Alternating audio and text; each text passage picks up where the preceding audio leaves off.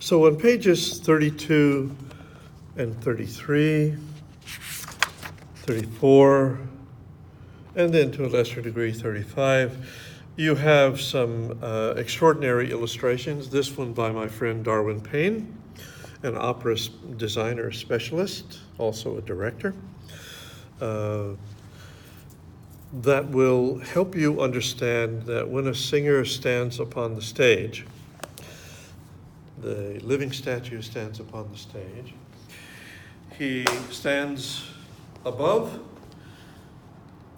he stands in front of, he stands to the left and to the right of this magnificent hidden apparatus that supports him or her.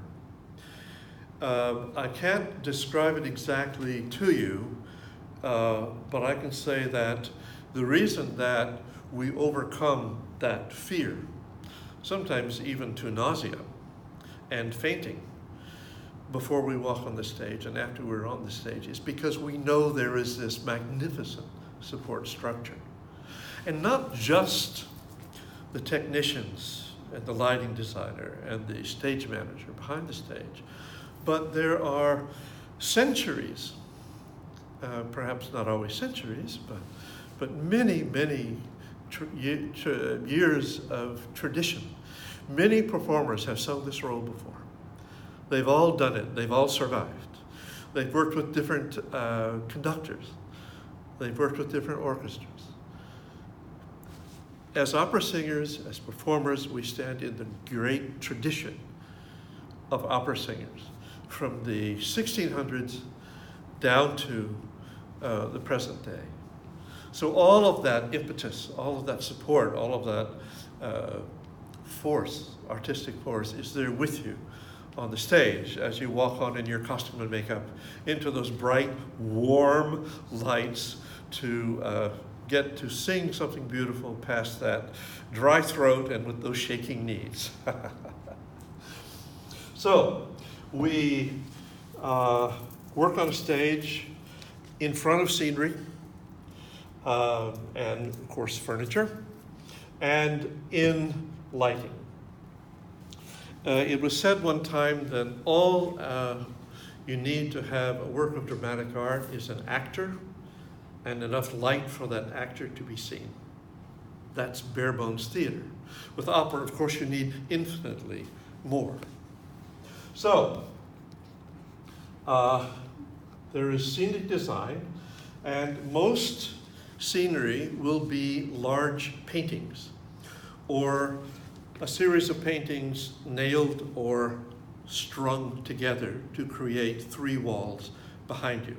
You may have a castle, you may have a valley, you may have a mountain range behind you. If you have a very large sky behind you, that's called a cyclorama.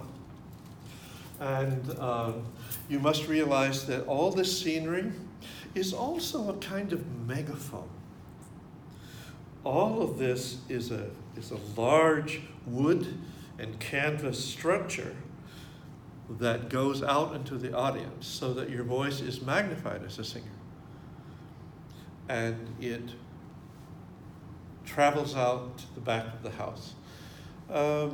Remember always the importance of acoustics in building a theater, designing a theater, but in a set as well. And as an actor, you learn all these tricks.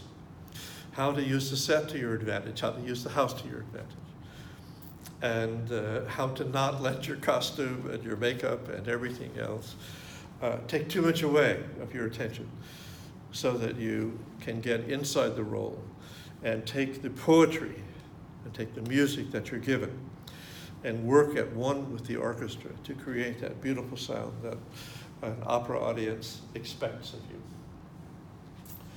A few things about lighting.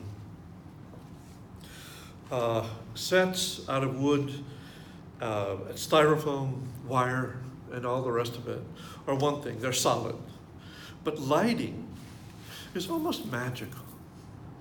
It will change you, your appearance. Different kinds of makeup will shade your face, allow you to become someone else. It will brighten your costume. And it will warm you up in a cold theater, and it will make you sweat in a hot theater. You may find, as you walk among the two basic kinds of lights, Licos and Fresnels, you'll find hot spots. You'll want to avoid shadows of a lighting design that's put up in a hurry. But you will learn to live for that light. When you are on stage, that is where you make your magic. And that is where you can, it's through that light and the musical elements of opera that you connect utterly with the audience. In a musical comedy, there's an old character whom I played one time. And he's called the Old Actor. And there's a point at which he says, just before he leaves, he says to the audience, "See me in light." And then the light goes black and he disappears. And the audience always applauds. He is the essence of the actor. So technical theater is mundane. It's plain. It's hammers and nails and paintbrushes and allergies and people having a beer backstage. But it is a wonderful support structure. Try to go into a theater and ask for a backstage tour. Look at the property shop. Look at the painting shop. Look at where they build scenery. Go to the place they keep the shoes, and try them on. And go to the costume shop and meet those weird people in there. Get to know the whole theater. It's a wonderful place to be. Thanks.